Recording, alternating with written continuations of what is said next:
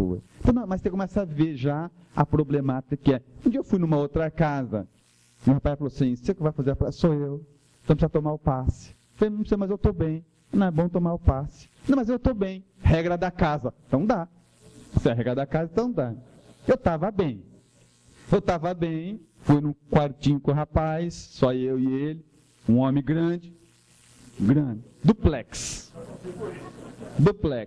Faria o Ismael parecia um neném, uma criança. O homem era grande. A mão dele era uma raquete. Um negócio desse tamanho assim.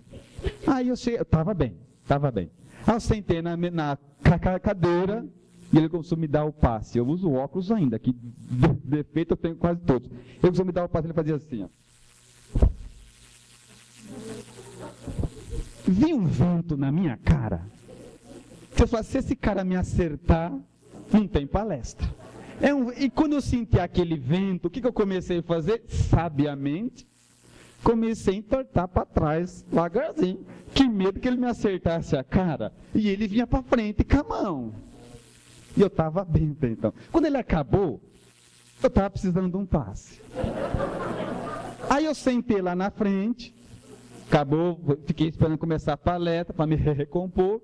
Aí ele sentou do meu lado. Porque tem mais essa, né? Quando não estamos conscientes, a gente faz o trabalho da casa espírita e depois vai fazer uma propaganda no final. Aí ele sentou do meu lado e falou assim, quente, não? Quente. Eu já sabia onde ele queria chegar. Ele sabia que eu sabia onde ele queria chegar. Será que chove?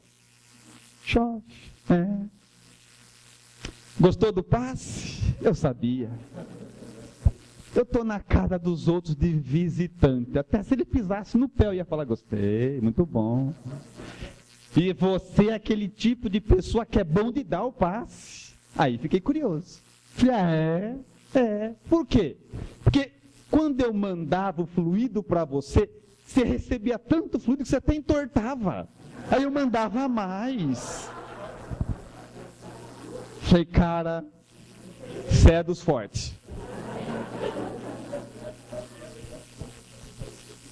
Quando o indivíduo é frequentador, e passa por uma situação dessa, ele realmente acha que isso é paz. Aí ele vai numa outra casa, é tão sutil, imperceptível, calmo, sereno. Fala, nossa, se eu soubesse que era só isso, eu ficava em casa, sem saber que isso é que é paz. Então, bem-aventurados os simples, tudo que a gente não quer é simplicidade. A gente gosta do fervo, né? Daquela coisa. Eu tive numa outra casa, um rapaz falou assim, Ruso, vou marcar um seminário para você na casa de fulano ou de tal. Ah, é? Vou marcar. Porque eles fazem tanta coisa errada lá, Ruso. Você acredita que eles dão passe sem receber o Espírito? Ele queria que eu fosse lá dizer o contrário ainda, né? O que você vai dizer? Elas são pessoas más? Não. Tem intenção de lesar? Não. Entendeu? A importância da fidelidade espírita, estudar direito. Quanta gente boa, gente honesta, está equivocada. Leu num livro. E aí fica difícil. Então aqui nós temos um outro, e por fim, distância das obras fundamentais, que dispensa comentários, porque falamos disso no nosso dia todo. Mas só para concluir, espírita, se você ler todos os livros do mundo, todos, só as obras básicas não, só a revista espírita não, só o que veio de Allan Kardec não, o resto, todos os outros, você vai saber muito, você vai ter muita cultura, muita, mas não vai saber espiritismo por causa disso. Não. A base está ali. É isso que vai dizer se as outras obras são doutrina espírita ou não. Mas quando eu falo isso, sempre tem aquele que fala, e se não fala, pensa, mas, Chico, você é contra os livros de Emmanuel, André Luiz, não é isso. Vamos ver o que eles dizem a respeito disso. Porque a indicação de guardar fidelidade a Kardec é deles. Vemos aqui, Emmanuel, religião dos espíritos. Toda crença é respeitável. Toda crença é respeitável. No entanto, se buscaste a doutrina espírita, não lhe negue fidelidade. É Emmanuel que está falando. Todos os espíritos centrados, reconhecidos, eles partem do mesmo princípio. Eles escrevem livros. Está lá. Mas ele é claro. Se for ser espírita, não lhe negue fidelidade. Então nós sabemos que todas as outras obras que auxiliam o entendimento das fundamentais, porque não é fácil as obras básicas, são complexas, por isso precisa de muito esforço, mas eles reconhecem, ainda Emmanuel, se algum dia, Chico, se algum dia eu lhe disser algo contra Cristo e Kardec, me abandone. Fique com Cristo e Kardec, não é lindo? Chico, um espírito a caminho da evolução, posso até errar. Se eu disser uma coisa, Cristo e Kardec e outra, me esquece. Cristo e Kardec. Então, quando falamos em fidelidade, não é contra essas obras todas, não. É que toda obra séria fala a mesma coisa. Todo espírito reconhecidamente nobre, bom pelo trabalho que faz, e são muitos, tem Joana de Anjos, Bezerra, todos eles são unânimes de depositar segurança e confiança nas obras básicas da codificação. Bezerra de Menezes, estudar Kardec, conhecer Kardec, viver Jesus. Vocês têm noção da altura, do nível moral de um Bezerra de Menezes? E lá daquela altura, ele recomenda, pessoal, estuda Kardec, conhecer Kardec, como caminho seguro para viver Jesus com propriedade, com maturidade. Então, sempre que falamos em fidelidade espírita, não estamos fechando as portas para as outras obras, para os outros trabalhos, mas são as obras básicas que vão dizer se todo o resto é espírito ou não. São as obras básicas que vão dizer se o resto é espírito ou não. Mas falaremos mais adiante sobre a nossa literatura. Os maiores pontos de disseminação de ideias equivocadas.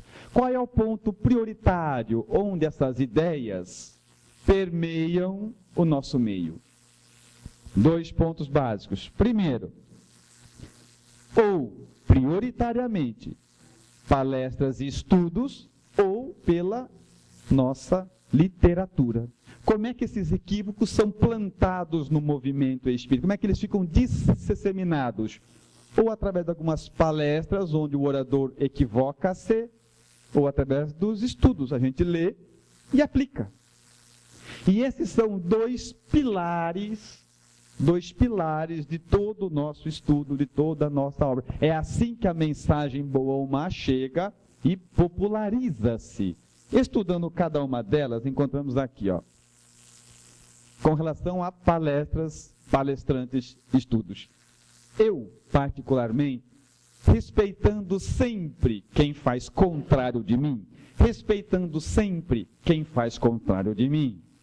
costumo dizer assim, Livro dos Espíritos, a questão X diz isso, e faço a minha palestra. E já houveram vários irmãos meus, palestrantes ou não, que dizem, Russo, não precisa ficar falando o número tal, porque na impressão você quer mostrar que sabe. Não, eu falo. Sabe por quê? Porque eu vi muita gente falando assim, Allan Kardec falou, e fala um absurdo, que Allan Kardec não falou. Onde é que está? E agora? Está na revista espírita, vai lá e lê os 12 volumes para achar que ele... Não. Então, quando eu digo, Allan Kardec falou, está no livro tal, na questão tal, se você achar incoerente, você vai lá e vê. Porque eu ouço muita coisa atribuída a Kardec que não é. Onde é que está? Não citou a fonte. Foi na internet. Frases de Kardec. Parece um monte, mas é dele. Onde é que está? Onde é que está na obra? E às vezes nós nos equivocamos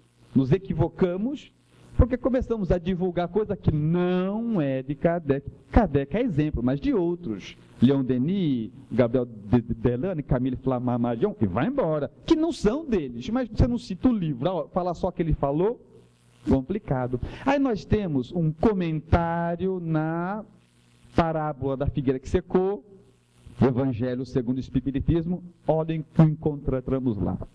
A figueira que secou é um símbolo dos que apenas aparentam propensão para o bem. E até os espíritas que não conhecem o Espiritismo, só frequenta. Mas quando alguém pergunta para ele, ele se sente na responsabilidade de responder. Um símbolo dos que apenas aparentam propensão para o bem, mas que em realidade nada de bom produzem. Dos oradores, palestrantes, que mais brilho têm do que solidez, cujas palavras trazem superficial verniz, de sorte que agradam aos ouvidos, sem que, entretanto, revelem, quando perscrutadas, algo de substancial para os corações. Já viu isso ou não? Está aqui. É de perguntar-se, que proveitos tiraram delas os que escutaram? Eu disse que alguns assuntos seriam delicados, mas a hora oportuna estaria incompleta o nosso raciocínio se não passassem por isso. Porque palestrantes espíritas, a responsabilidade nossa é muito grande de falar de espiritismo sério, de verdade, de Kardec. Plateia, quando vamos avaliar uma palestra espírita, qual que é o parâmetro? Porque eu vejo, às vezes, palestrantes equivocados e que arrastam multidões. Aí você vai falar com o cara, você gosta da palestra fulano de tal? Eu gosto. Ele teve ontem na nossa casa, que nossa, foi tão boa a palestra. O pessoal riu tanto, mas riu tanto. Ah, é? Que legal. Mas ele falou de quê? Ah, ele falou de... como é que é? Tanta coisa. Tá, mas tanta coisa o quê? Ah, ele falou de... O que ele falou mesmo? A gente acha lindo, maravilhoso, uma eloquência, o pessoal riu, se emocionou. E quando você... do qual era o assunto? O que ele falou de doutrina espírita? O que ele falou de Allan Kardec? Ou dos espíritos novos? Que mensagem ficou para quem vinha que está sofrendo? Então, as duas coisas. Palestrante, você é livre, claro. Mas não esquece de Kardec, não. Ouvintes, a opinião de vocês conta. É assim, viu? Traz fulano de tal, ó, recomenda fulano de tal. Independente da maneira pela qual venhamos a falar, porque cada um fala com as limitações que tem. Mas é imperioso falar de doutrina espírita. Eu já vi palestras que não se cita Kardec em momento nenhum, nem Jesus, obra mágica muito menos. É uma palestra de autoajuda em nome da doutrina espírita. É ajuda? Até é. Agrada? Oh. Mas não é doutrina espírita. Então é fundamental. E como que as ideias permeiam o nosso meio? Aqui, ó. Que é quantas um palestrante vem, fala algo que não tem base com a realidade, nem sempre quem está aqui vai voltar. Nem sempre quem está aqui estuda. Aí a gente fica achando que espiritismo é aquilo. E não é.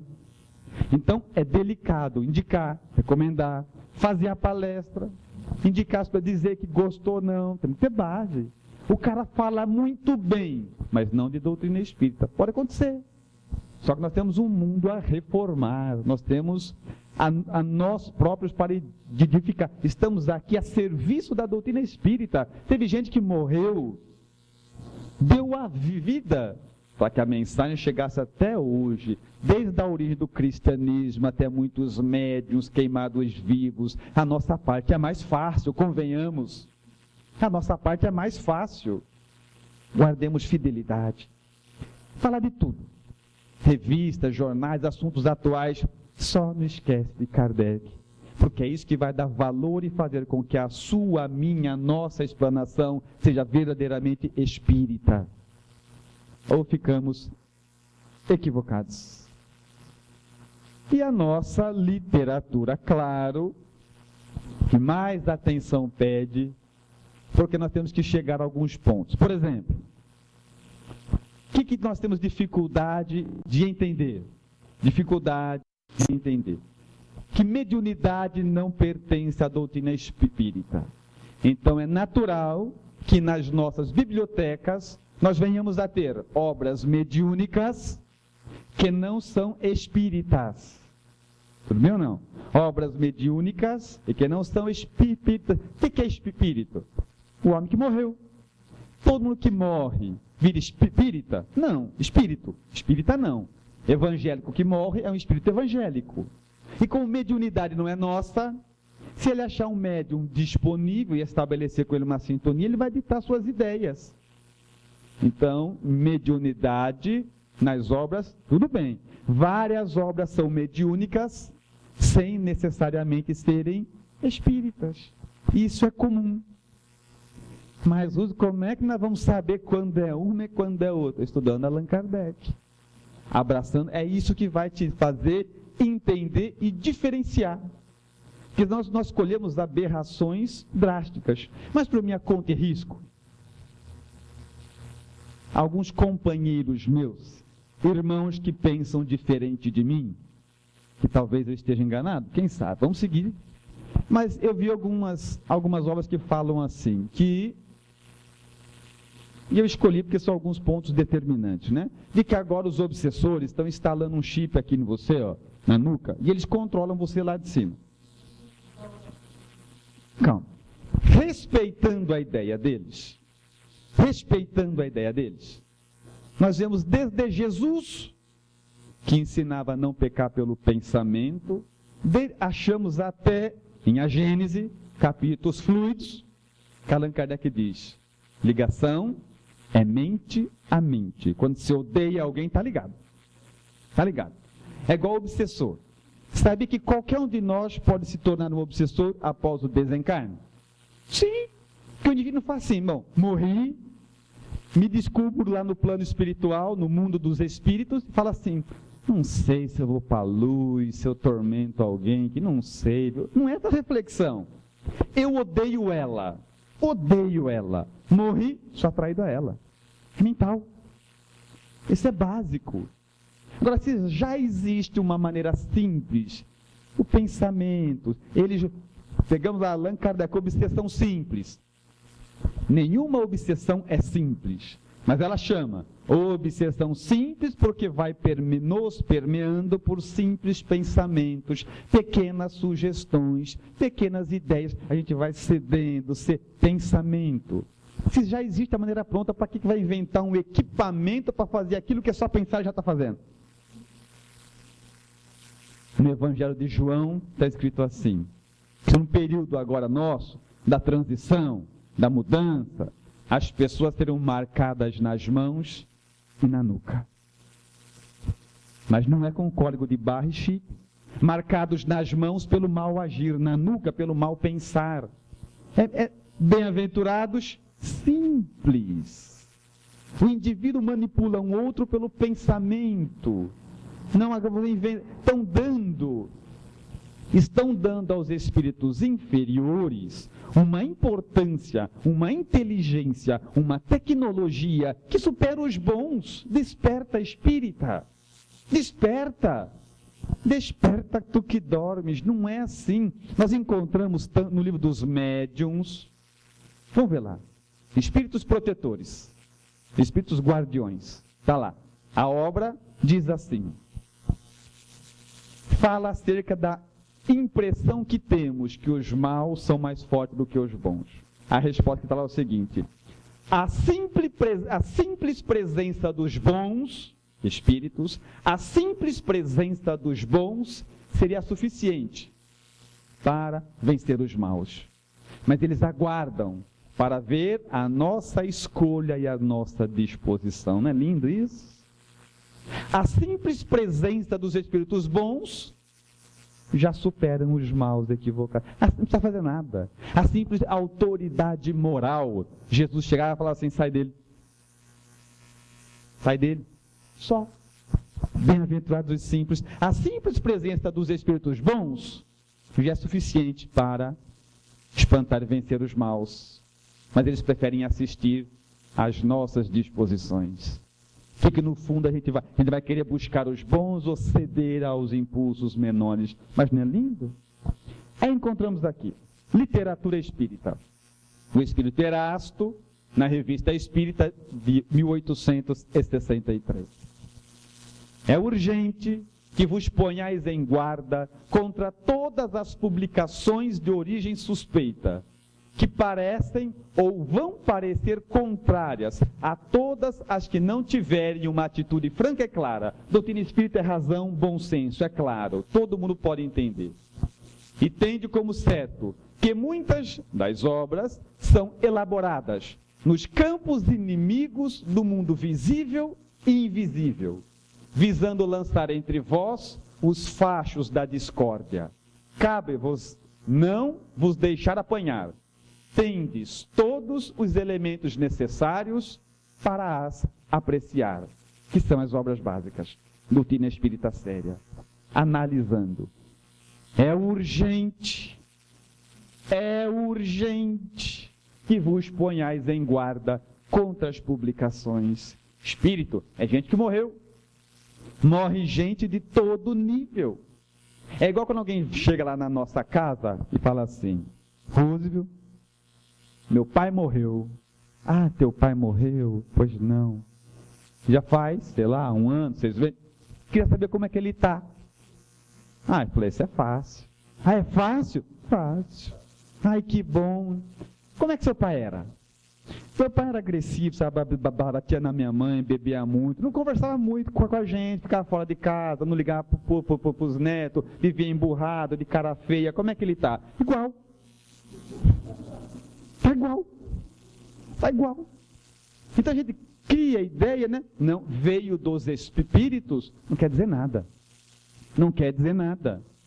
É análise da obra. Cuidado. Isso que eu falo. Quando alguém diz assim, Russo, mas eu vi num livro, ignoro. Que livro? Que autor? Que espírito? Estudou? É dele mesmo? Tem bom senso? Tem bom senso? E achamos aqui, ó.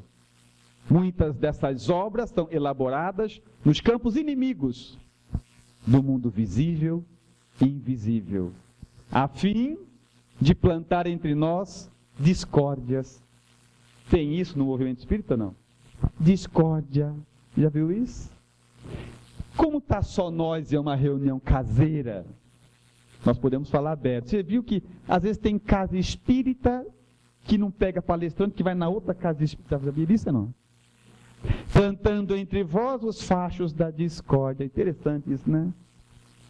Tem centro que quebra, diretoria racha, porque uns acham que tem que pôr tal livro, outros acham que não tem que pôr, vira uma briga fraterna, né? Centro racha. Plantando entre vós os fachos da discórdia. Atenção espírita, precisam ficar esperto, precisam ter atenção. Precisam começar desde base. Qual vai ser a diretriz da nossa casa? Allan Kardec. Ok, já temos uma base. Vamos seguir em direção a elas.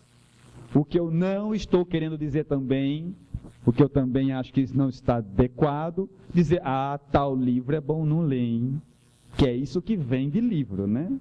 Se edita um livro, fala que é bom não ler, todo mundo lê. Então não é essa a questão, espírita, não é essa a questão. Não é essa a questão. Você, mas tem algum livro que você acha que não é bom? Não, não. Todo, pode ler tudo. Pode ler até o que não presta, espírita, para saber que não presta, para ter base de comparação.